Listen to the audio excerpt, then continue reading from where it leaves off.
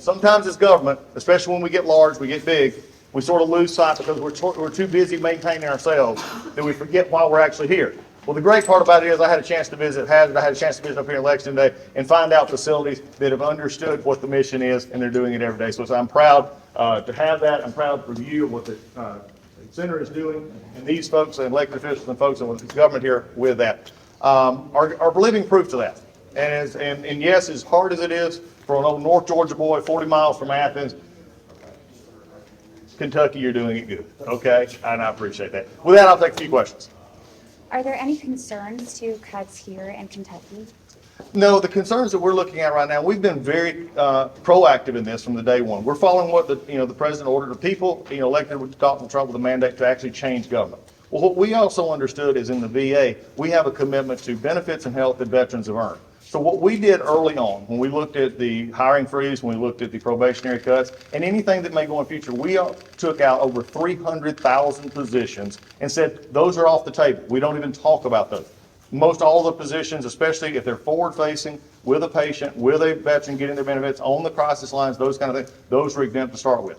So what we're finding is we're looking for ways that we can better efficient, and when we find ways, we're moving those forward and putting them in the areas that patient care is going to be centered or benefits can be improved. So right now we feel very good about where we're at. And the best part about this, and I know this has been a thought, we've had some people on the Hill, congressional up there, that have made statements like, well, this could hurt. Well, folks, when did we as media, or when did we as professionals who actually work in it talk about what could and implied as if it has?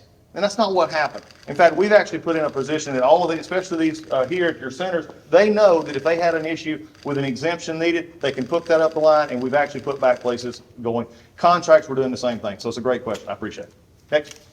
There are concerns about critical services. Are you saying that people do not have to be worried about positions that offer critical services being cut? That's exactly what I'm saying. And I'm tired of, and frankly, I'll be very frank with you, I'm tired of some with maybe other agendas or other discussions that may be not looking out what I think is the best interest of the veteran in saying exactly that. You're cutting critical care. There may be issues. I'm tired of the maybes, and that's why I'm coming to Kentucky. That's why I'm going all over the country stating the fact. If you want a fact, watch my social media accounts, watch my interviews that I give you. I'm telling you the truth, and we're putting those positions together. I'm going to give one example that was really horrific to me.